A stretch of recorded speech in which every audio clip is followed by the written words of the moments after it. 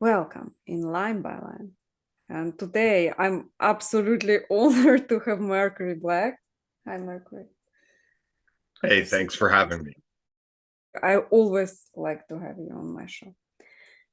Guys, today we are analyzing a song called Manifesto by Nahko and the Medicine for People. Oh, Mercury, why did you pick that song? I chose this song because the lyrics to me represent just perfectly what you're doing with Line by Line. So, yeah, it's a great song. It's not my favorite song, but it's a great song. They're excellent, excellent lyrics. But I didn't just pick it because I like the song. It's because it seems to me like the entire message of this song is exactly what you're doing with Line by Line. So that's why I chose it. Thank you. I really like that song. That actually spoke to me. I teared up at the end, especially when he plays for the audience. And it's like people Mhm. singing with him. Oh my God. I will provide the link below. So let's Yeah, start. and actually the song has a great video on YouTube too. Exactly. Well, this is real talk. This is non-stop. It is looped now, tongue and mind. Played off the sidewalk, straight to your boombox. How it travels from ear to memory. Well, this is medicine. There's a message within, and each will find it in their own time.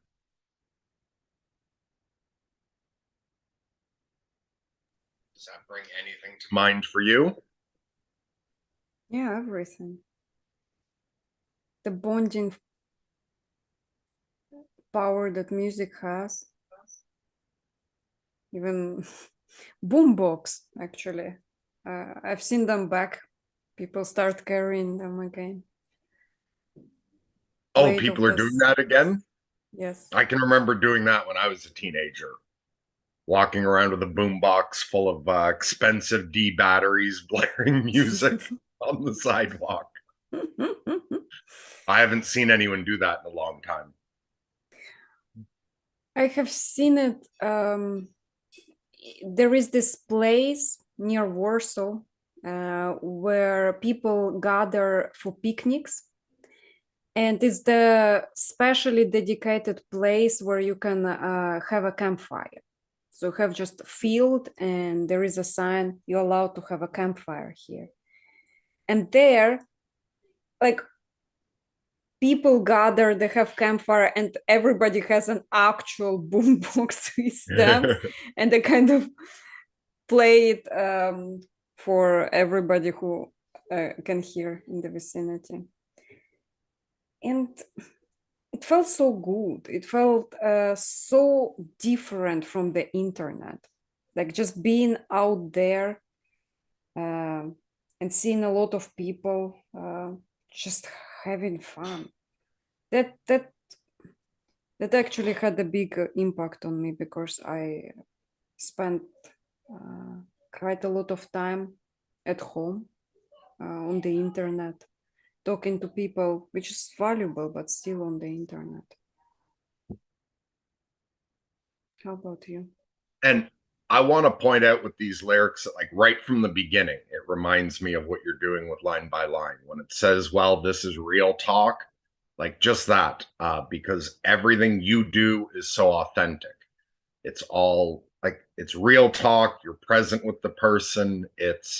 You don't have you're not putting on a persona, which there's nothing wrong with some YouTubers. Like, there's nothing wrong with having a persona when you're an entertainer or a YouTuber, but that's absolutely not what I ever see you doing. Or the same with me. Like, neither of us are presenting some sort of persona on YouTube. Like, talking to you privately, you're exactly the same person as you are on camera. So right from the beginning, that reminds me of what you're doing. Thank And I you. like the it's looped now, tongue and mind, um, and how it travels from ear to memory. I like those lines because, like, what we say affects what we think affects what we say, and there's that loop that that people, if you're, whether it's cognitive behavioral therapy or things like that, like what we say has such a powerful effect on our minds, and it is this sort of loop that feeds back on itself. Yeah. It's like, be careful what message you put out there. Mm-hmm. Of course, it goes around. It's like about the persona. I do have rehearsed beginning and the end. Of course, I've done it so many times. But the actual conversation, the moment here is the thing drops, the rehearsed part. I find conversations with people who do not have personas on their own especially rewarding. Like, somebody asked me once, who are the stars who had been on your channel? And I was like, the all stars who had been on my channel. It's like, but my best conversations I have with people who do not act. It's just like real. And this idea of respecting the moment, I would call it. You can come out and just do whatever. Look at me, I'm all shiny. Or you can, guys, I'm here and I would like to hear what you have to say. Yeah. Thank you. And then just to wrap up that section, what it finishes with, well, this is medicine. There's a message within, and each will find it in their own time. That also just perfectly captures to me the energy of line by line. Now I could be wrong, but it seems to me that that's exactly why you started doing it, was you saw a lot of healing that needed to take place in the world. And it seems to me like you thought, what's something I can do to put some medicine out there that people can find if it's right for them, and they'll find it when it's good for them. It seems, maybe I'm projecting, but it seems to me like that's your purpose with line by line. I mean, I kind of started it because I myself had a difficult time. I could not really deal with reality because I started line by line 2 weeks after the war in Ukraine. Actually, 3 weeks. So Ukraine was invaded on the 24th of February. And my first episode of Line by Line appeared 19th of March. Okay, almost a month. But it's just like that 1 month was a month lived in absolute fear. And the whole world just turned upside down. And I needed ways to understand reality. And the best way to understand reality would be through conversation. And why did you choose to base the conversation around the analysis of lyrics? Because it's universal. I mean, people cross tribes, let's say. Everybody is divided, and everybody, we, us versus them. They are bad, we are good. Like, because they are not from our tribe, everything they have to say is wrong. They would dismiss just everything, and it would be like there is no perfect tribe anywhere, like there is none. And it felt like music is something that binds all of those different tribes of people And to me, that tribal differences, fights, I knew it was reality of the world. Like, yeah, that's the way world is. There are tribes, they are fighting with each other. But the moment there is actual war going on and people killing each other, and like the beginning was especially brutal because we did not get used to it then. Now we are used to it. Like, it's still horrible, but we got That almost accustomed seems to it. worse to be used to it. It It's, seems more it's human to be horrified by it, and it seems somewhat dehumanizing to become used to something like that to me. it's the only way to deal with it at the moment, because people can't stop. Like, people who are like normal people who see and get horrified by that, they basically can't do anything except to get used to it. Because of course there is another ways, which is go and start campaigns and fights, but it just adds to the problem, what I feel. So those tribes and that kind of attitude towards another person. What are your political views? Like, are you on the left? Are you on the right? Are you pro? Are you against? Yeah, music seemed the least problematic thing to talk about, and unifying. So you're right, medicine for people. I guess part of me did wonder, like when you were saying how music, you saw it as a way of avoiding the tribal differences. I don't know if that completely resonated with me because music is something that seems somewhat tribal to me. Um, like I think back to when I was a young punk running around, there was definitely a feeling of tribe. And like there was a punk scene in Toronto, Ottawa, Montreal, sort of those three cities are close enough that as you got to know people, if you traveled to any of those cities, there was definitely a feeling of tribe among the punks. And then, or look at like in hip hop or like the gangster rap. There's definitely tribalism, or at least there used to be in the East Coast, West Coast. And so I do actually think of music as very tribal, but it's not the kind of conflict there is between the political tribes and the ideological tribes because the musical tribes just tend to leave each other alone. So if there's a punk concert, the only people who show up are the people who are interested in being involved in the punk culture. So it might feel less tribal, but that's only because the music itself filters out anyone who's not in the tribe. And so if you go to any concert, there's that great feeling of we. You know, if everyone's there to see Motorhead or the Ramones, it doesn't matter if someone's a 70-year-old or a 15-year-old, like all those other differences melt away. But that's not, it doesn't seem to me a lack of tribalism. It seems to be the positive side of tribalism.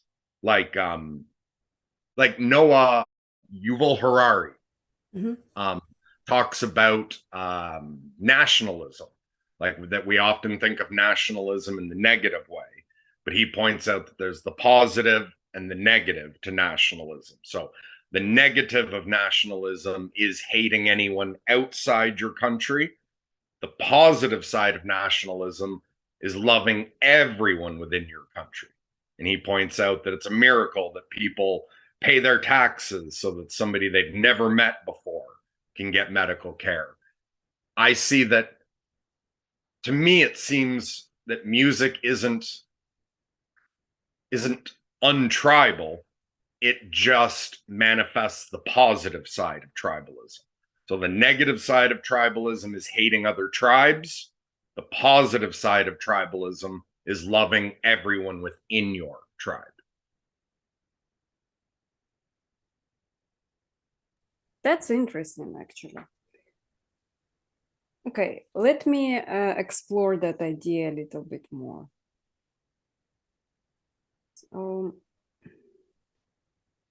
A unifying thing. People by the fire. How do they rest? They sing, they play guitar. And I think it goes back to ancient times. Let's say if people otherwise are on difficult political spectrum, let's say they believe different, completely different parties, but both of them just love you too. And they all are united and bonding on a concert. So that's the sense I'm aiming at. Yes, there's definitely that bonding effect, but it's not universal. For instance, I can look at a rave and I can see the way the music's bonding everyone, but rave music does not affect me the way it does those. Like rave music bothers me. So I can see the bonding effect of everyone else, but it's a repellent to me. And at the same time, punk or heavy metal or death metal will repulse certain people, whereas to me, that draws me in and unifies me with the crowd. But I don't quite see it as universally bonding because I can see, and like I see the value in a rave, but I would be literally unable to participate. Like the music doesn't hit my brain right. I cannot synchronize with that energy.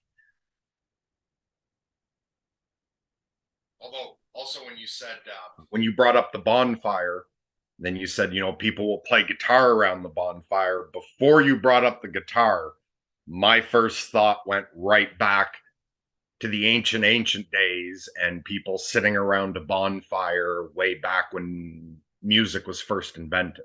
And so I think the power, it's one of those things where if a miracle's too common and you see a miracle every day, you stop realizing it's a miracle.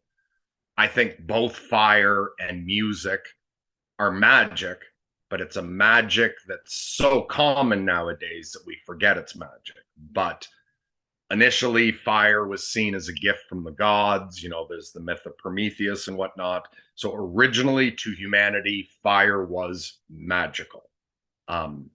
And it's, I mean, I wasn't there. So I don't know history. I don't know if this is a fact, but from my understanding of history, it seems that music and all of the other arts didn't start off as just music or just art. It started off as something incredibly magical. So I agree with Alan Moore. And again, I don't know it's true, but it resonates with me. Alan Moore will say everything in culture started out in cult, and that everything that we call art was originally invented by the shamans. And not any one shaman. It seems, from what I understand of history, that humanity spread out all around the globe, invented music in all different places, and then invented, but the first music wasn't about, like, obviously it wasn't about commercialism. Nowadays people want to get fame or want to make music for money or fame. That had nothing to do with music initially. We didn't have money, I don't think, at the point that we invented music. There was no such thing as fame when you were in a tribe below the Dunbar number where everybody knows each other. Like fame wouldn't even have been a concept to the human mind, I don't think, at the point that we invented music. And music wasn't just to pass the time, it wasn't to impress anybody.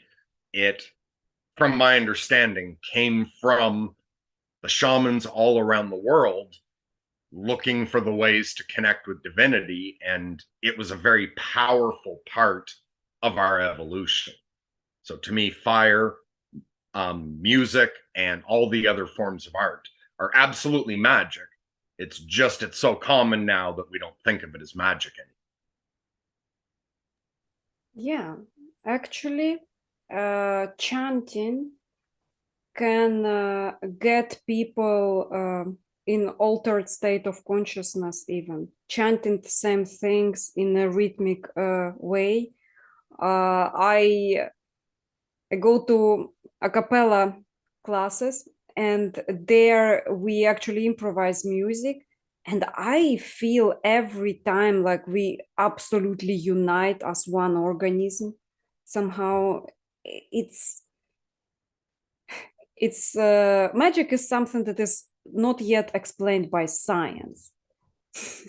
But like that's definitely there, like that's feeling that something is Well, out of the ordinary happening. Yeah. and see, again, though, I think that's somewhere where we've disconnected something from magic.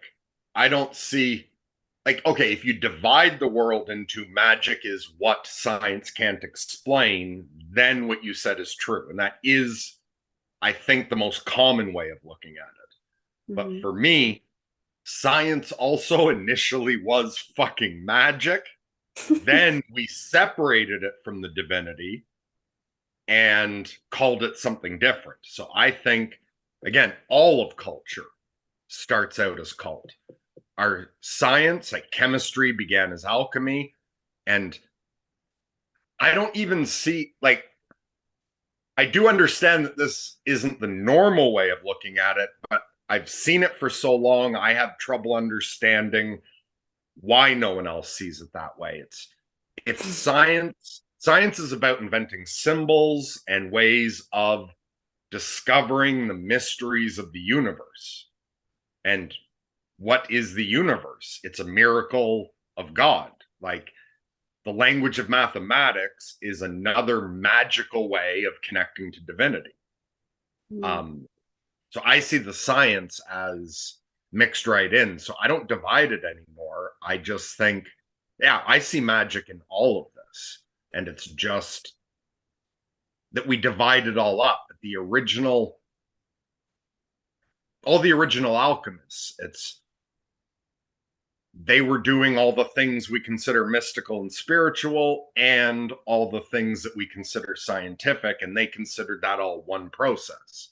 Or even you just go back to the ancient Greeks and they're dealing with oracles and altered states of consciousness, but also developing, mathematics. And for them, those weren't separate things in any way at all.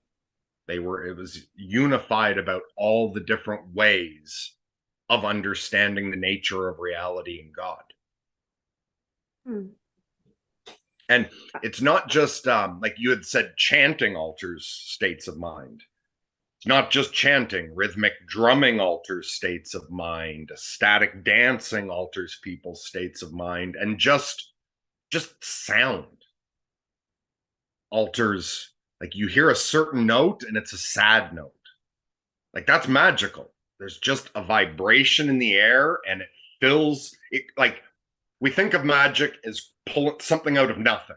You reach into an empty hat and pull out a rabbit. It's what music creates inside of you. That's a rabbit out of the hat. That somebody could just sing a certain note and those vibrations hit you, and out of nowhere, a feeling appears inside of you or a thought. That to me is absolute magic. Also, there was an experiment where people from different parts of the world at the same time listened to the same melody, and their brains were scanned, and people's brain waves synchronized, and I thought it was peculiar somehow, and yet I kind of seen it coming, you know? That's absolutely magic.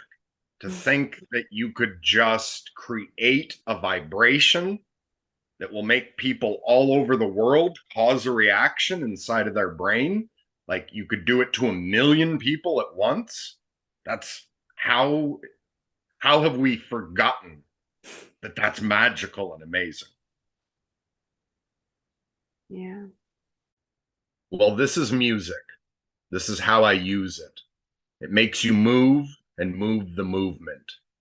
This is how I focus, knowing it's not hopeless.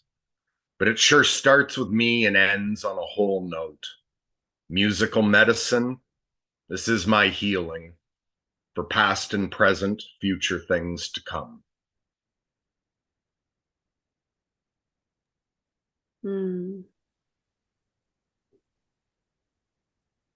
Healing for the future to come. That's a good combination. We need healing so the future comes. And I like the for past and present, future things to come, because you can heal the past too. Like, we can't change the past, but we can heal it. Like Peterson will talk about, what you do now doesn't change the facts of what happened before, but it changes what they meant. And so, yeah, I think that's another aspect of magic, is being able to affect things both forward and backwards in time. And that music has this amazing, and again, healing started out as the job of the shaman. So our medicine, our science, our art was all together, and we've divided it up now. So we think of the medicine men as the healers, like medicine men are shaman, the doctors and the pharmacists as our healers. But when you go to a doctor with certain medical conditions, they'll tell you have to lower your blood pressure, you have to relax, or our psychological problems create physical problems in our body.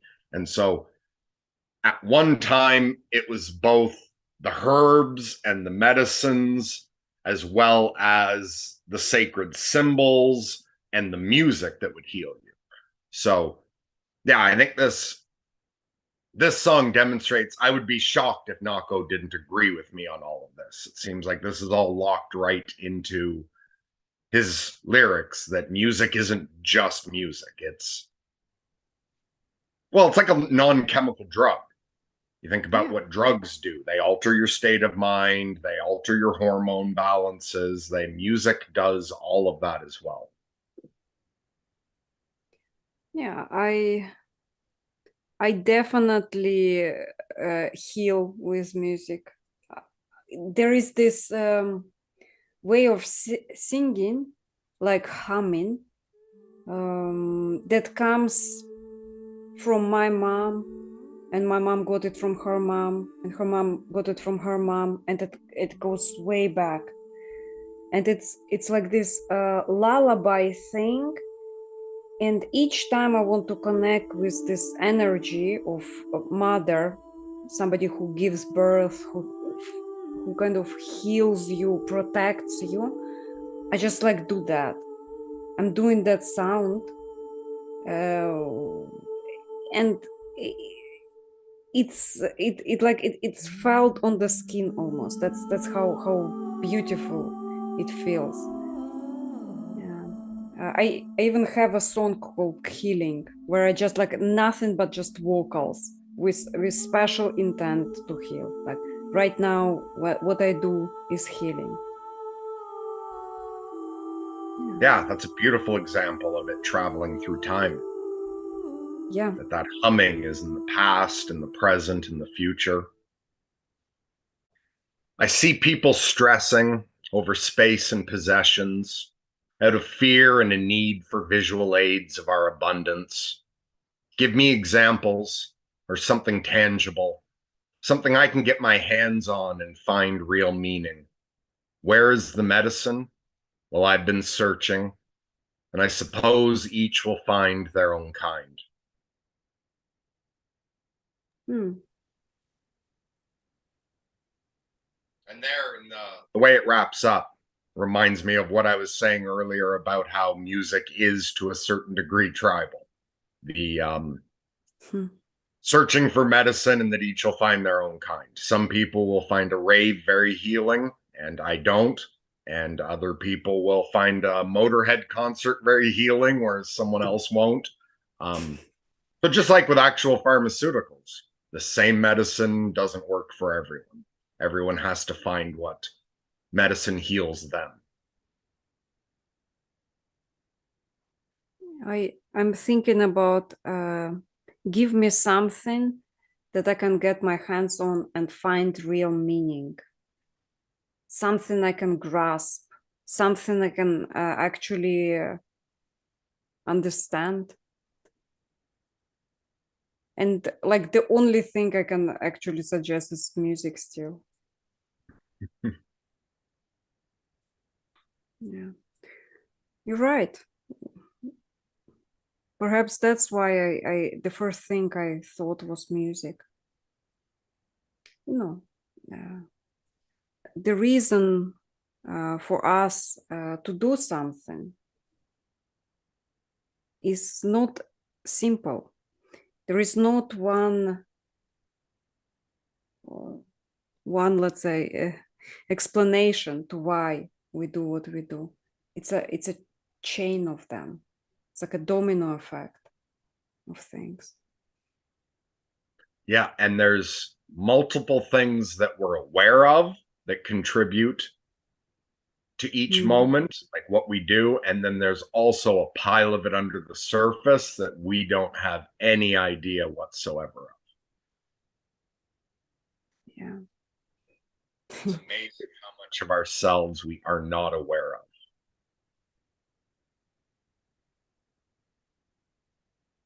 Even Nahko says, give me something I can get my hands on. Because everything feels like magic. Like I don't have it. Like, music is the only power I can have. Yeah. Well, everything's at stake. It makes it hard to concentrate. And there are men who see a war and see a paycheck, such different programming, to live so fearfully. Terror this and terror that, terrible reality. There is no medicine on the television, so turn it off and turn yourself around. I love the first part of that. Well, everything's at stake. It makes it hard to concentrate because I think things like people have anxiety issues or even paranoia or whatnot. There's a truth in it. I think life actually matters. I think every moment affects every other, like the butterfly effect. And that if you actually pay full attention, everything is at stake. And that can be something that can feel empowering and awe-inspiring and beautiful, or it's something that can feel terrifying, anxiety-inducing, or cause paranoia. Is that what we do actually matters? We have a bigger effect on the world than we think. The people around us are more important than we seem to have the capacity to realize. And that can just get overwhelming how much is at stake in every moment and can make it hard to concentrate and become present with the moment. Yeah. And the social media doesn't seem to help with concentrating because it's this like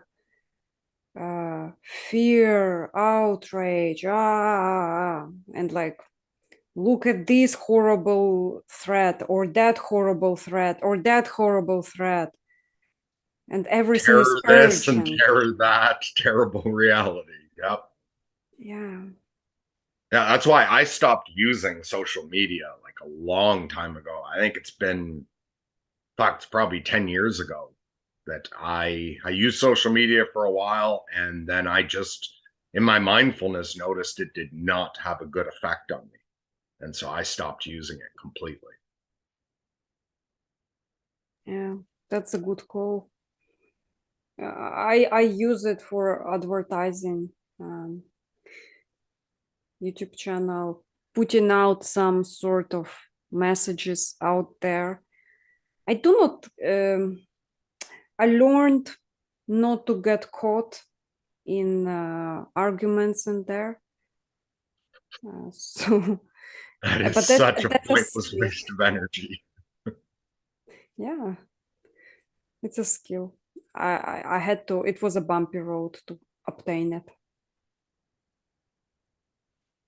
Yeah, a lot of wasted stuff.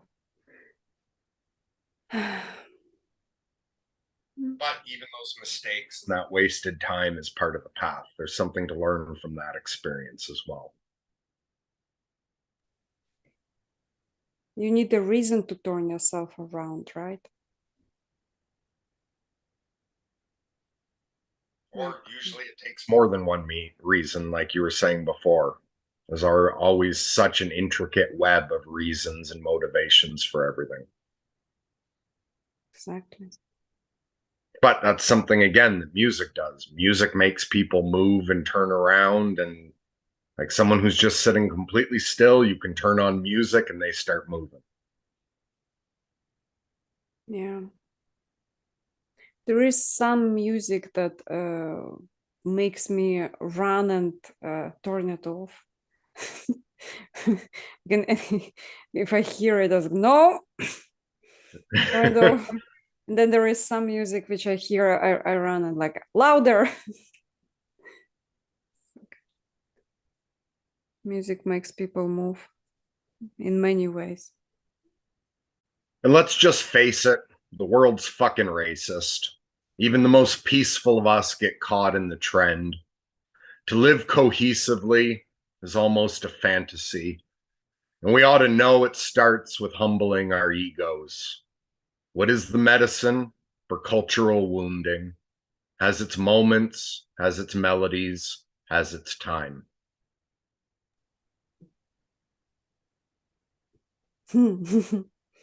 I can say it. It is what it is.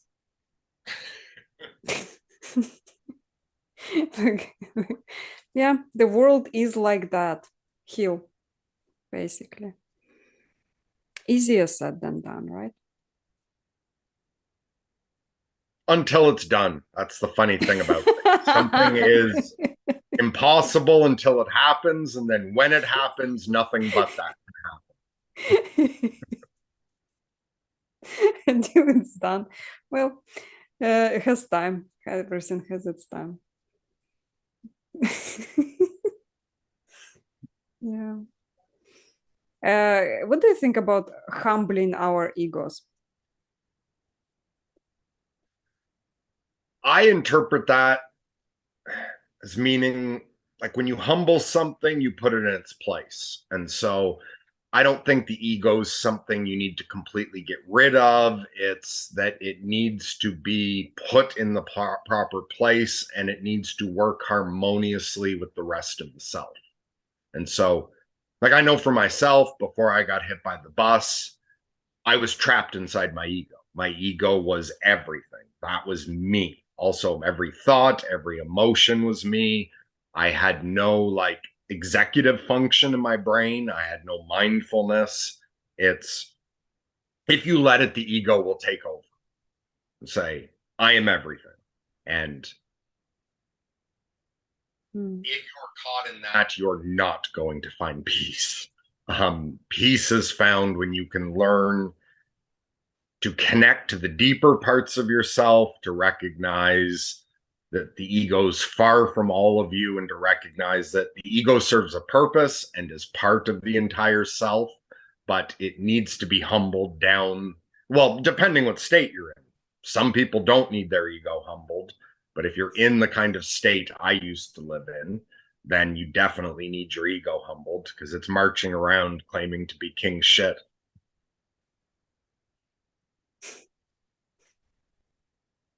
Yeah. But it makes for a good story, right? Oh, definitely.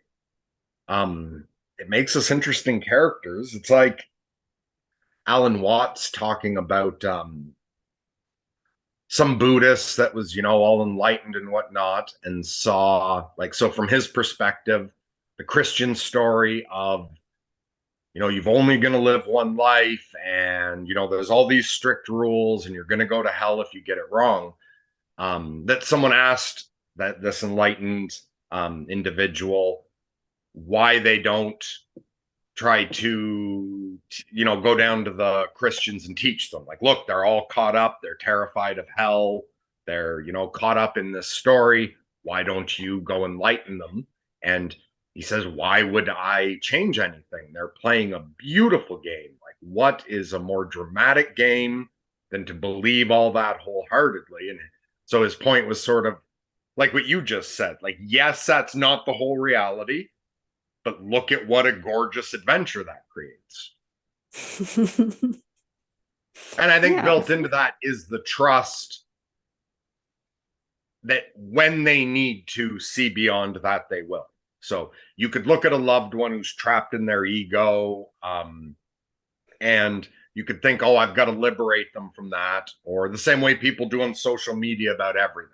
Oh, I've got to correct this person's scientific understanding or their political views and then there's the idea that, yes, even something that might be harming somebody and you can see how it could so easily be different, that there's some purpose to that and that they'll find their healing at the time that's right for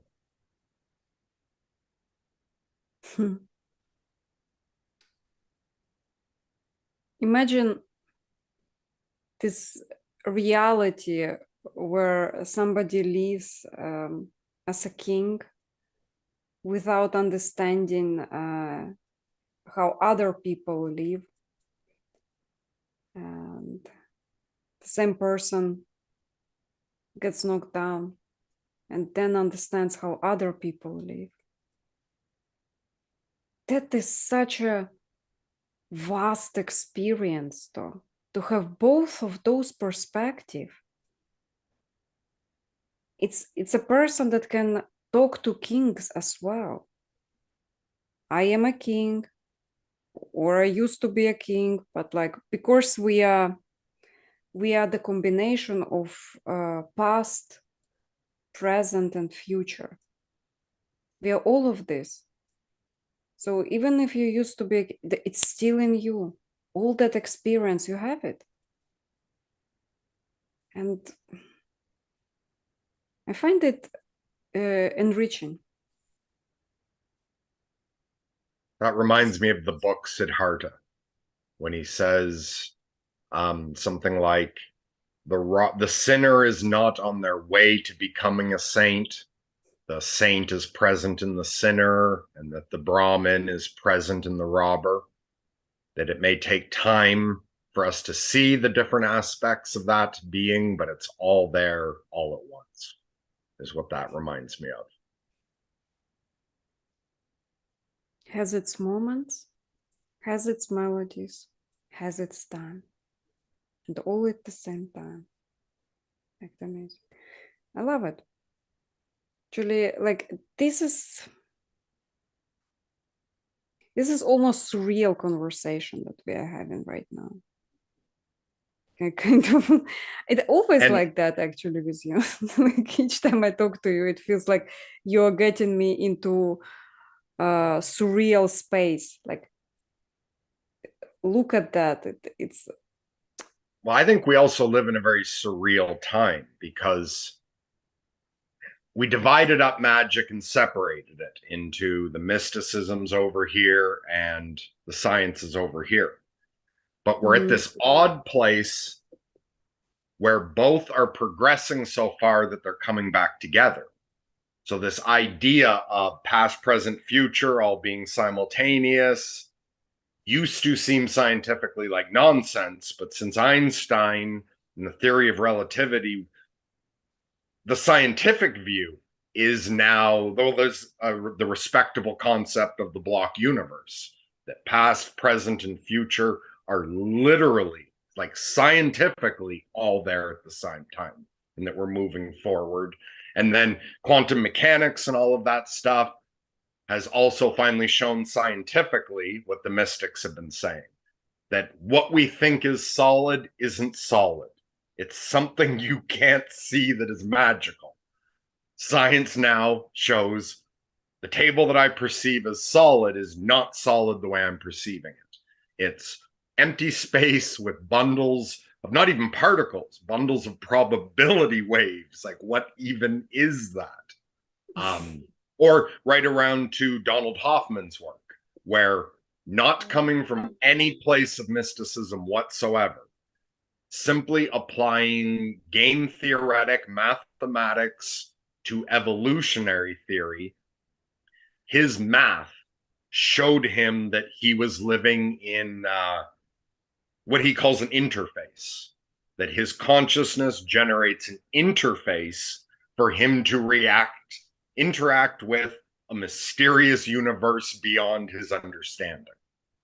And that for him came from a scientific formula and like blew his mind, and he had trouble accepting it when he found it in the formula. So we're in this really weird apocalyptic time in history where in alchemy, it's the process of solve and coagulate. So first you separate the elements, and then you work with each element. So you remove from the element, you take something and you remove it down to each of its elements, and then you purify and develop all the individual ingredients, and then you bring them back together into the elixir or the philosopher's stone. And you can see that's what humanity has done. Initially, everything was life to us. It was all this one mystery that we began developing. The shamans started developing all these processes that were initially united. Then we cut it up. We did the solve, the dissolve, the separate. So music and art goes over here. Science goes over here. And medicine goes over here. And then even each branch, then we take art and we divide up, you're a musician, you're a painter, and this is poetry. And then we developed each element. And now's a time where humanity's starting to bring all of that back together. So by separating out music, we've done so much to it over the ages. Now we're starting to bring it back in to everything else. And even humanity did that. We all left Africa and divided ourselves up into these little tribes that went off different places and developed differently. And for the first time in history, like, not only have we finally discovered the whole world, which we did a couple hundred years ago, but compared to the tens of thousands of years that we were separated and didn't know each other was even on the other side of the ocean, but we're actually at the point now where not only have we all found each other around the world, we're all connected. Like, you're in Poland and I'm in Quebec, and we're talking right now. Yeah. That is absolute magic to everyone throughout history. And the internet itself, it's a beautiful combination of art and science. Like, it takes science to create it, but like all the content, it's this beautiful mix where everything's coming back together now. And we're in this really powerful apocalyptic period. Well, I was listening to the outgoing seasons about climate change and some of the reasons when the sky opened like I'd been hoping, and there came horses by the thousands, and there was thunder on their tongues and lightning on their minds, and they were singing this old melody from some other time. They sang, "Don't waste your hate, rather gather and create. Be of service, be a sensible person, use your words, and don't be nervous. You can do this, you've got purpose. Find your medicine and use it."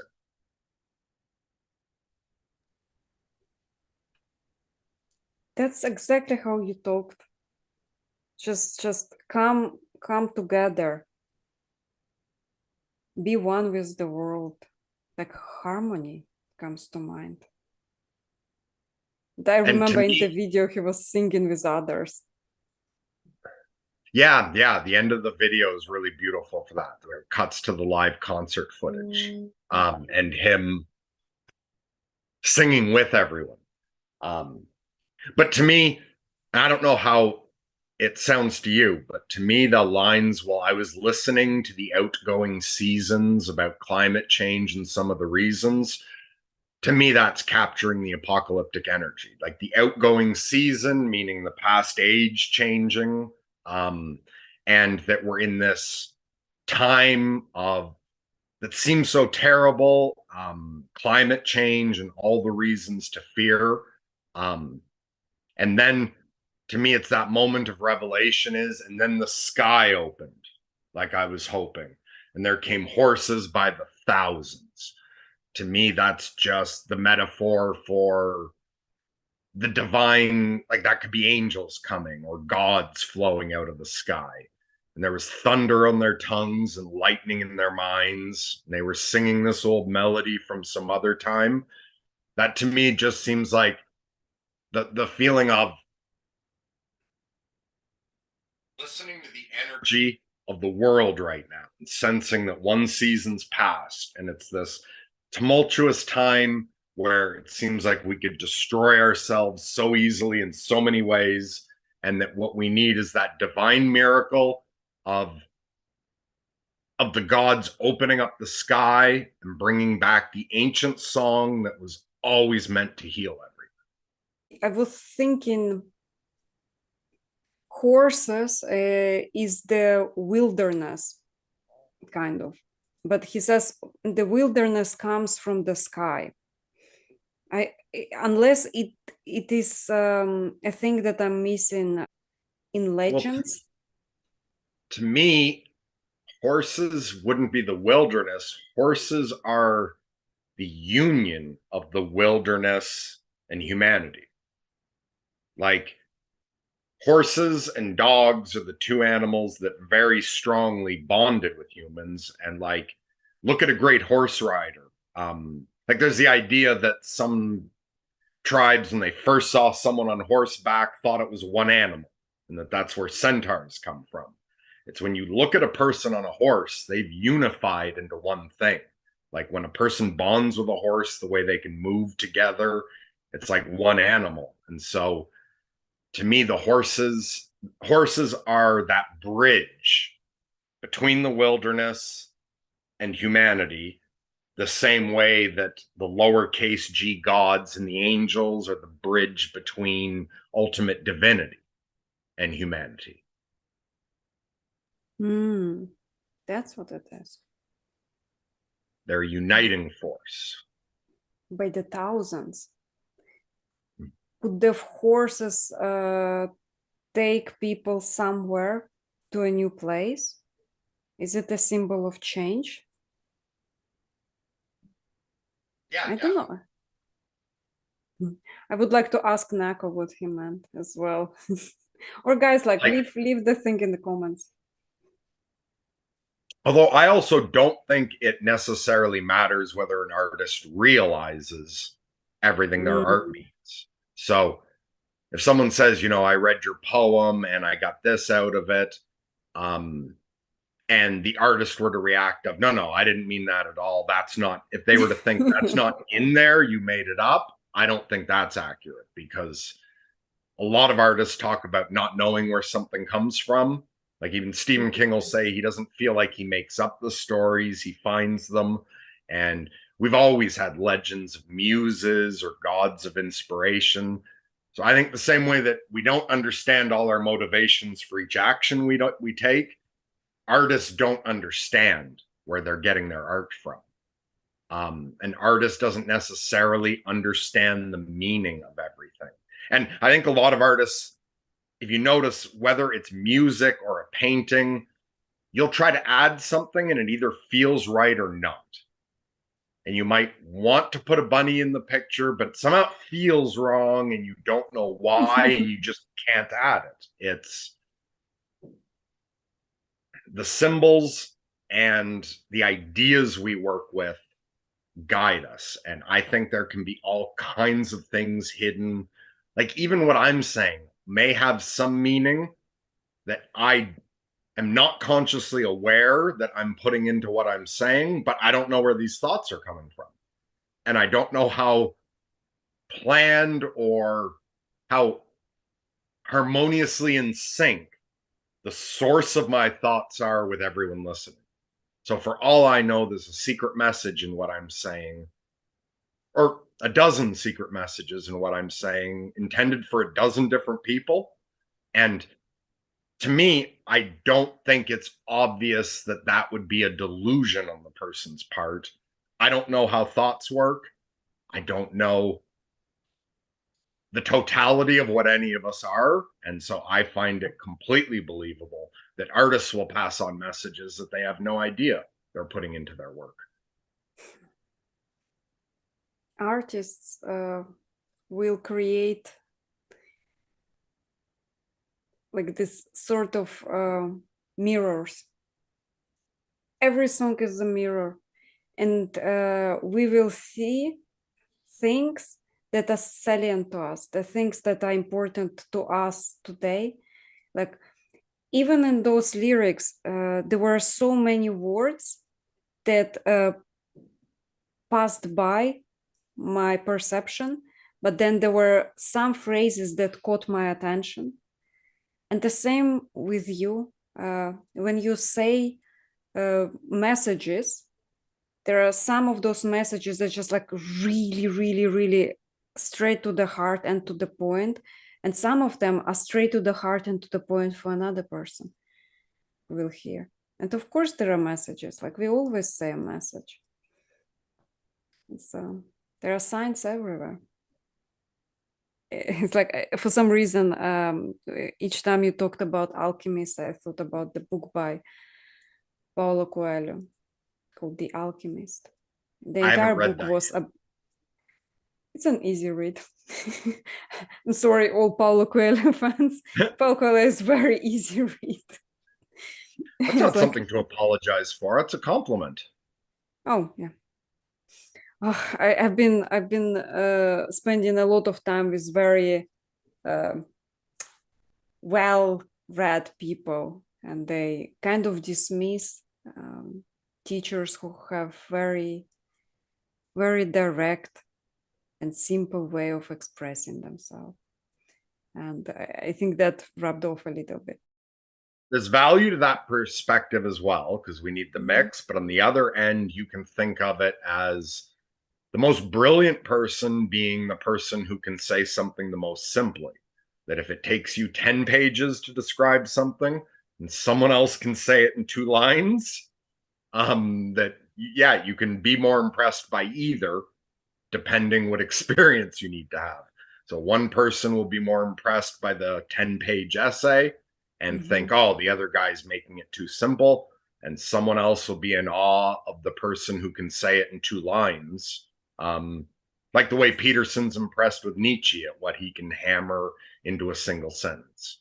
So you can look at it either way. Either way is a valuable perspective. Or you can look at the world both ways and bring it together. You can see the value in both ends and value equally different kinds of brilliance. It's like find your medicine and use it. Well, our today's podcast had been sponsored by Free Time, which both Mercury and I have. Please enjoy gifts of free time. Everybody gets the same amount, hopefully. Check out the links below, how to support Mercury or Kara Nodrik, just depending on which channel you are viewing this. And see you in the next line by line.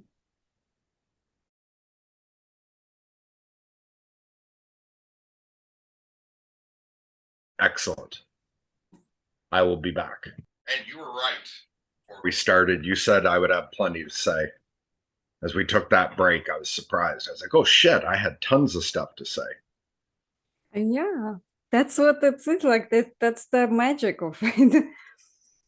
It's And that part of my brain is coming back online, because over the winter, for sure, if I had tried to do this like that, whatever part of it is of my brain that just starts generating thoughts, that was shut down for a lot of months. It was like my head was so fucking quiet. it needed But rest. yeah, I'm surprised it's coming online more than I thought it would. Everything needs time. It's like there is time for healing, there is time for war, unfortunately.